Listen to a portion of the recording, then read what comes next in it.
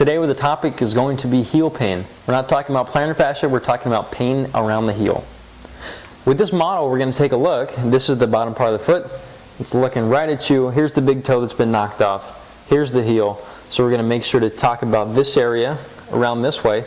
Many times patients will come in talking about how they can't walk on their heel. They can't even put pressure on it. It can be really bad, and I did have a patient that came in the other day who could not even walk the first time they came in. As soon as when they started leaving, they could walk much better down the hallway, which is really encouraging, knowing that just working around the areas I'm going to show you can make a big difference. But most of the time people usually have this type of pain when they're running, and it's not enough to hold them back from walking and really interfere with their everyday life, but it is something that interferes with activity.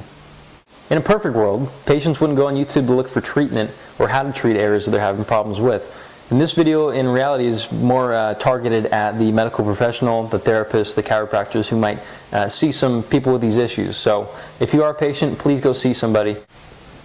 When treating the foot, it's always important to get your orientation correct first. This is the right foot, this is the left, this is the outside part, this is the inside part that we're looking at right here. Here's the tarsal tunnel that I was mentioning. It's the area right under the lateral or the medial malleolus, which is right here, and here's the heel. If you're looking for the plantar fascia, for thinking plantar fascia pain, it's going to be more suspended right along this area down here, almost floating, which is going to be right here on the foot. So what we're going to what I usually like to give some of my patients between treatments, and just to make sure that they're doing something productive on the area while I'm not looking at them, while I'm not treating them, is to just mobilize some of the soft tissues surrounding the heel. So basically what we're going to do with this is we're going to take some tension and we're just going to press. I like to encourage, if they're going to move their ankle, that's going to be productive. Also, if they want to extend their toes, it's productive as well.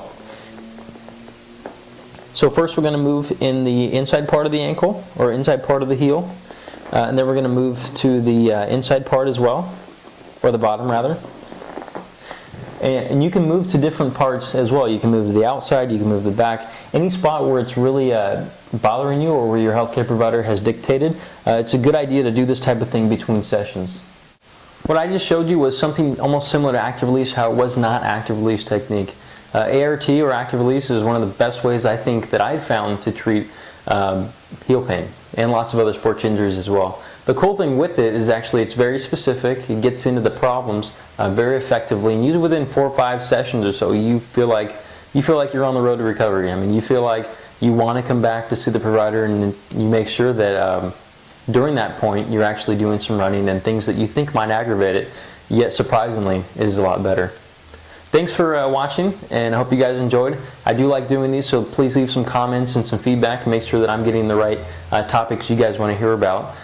Don't forget to check out our ebook at the website below.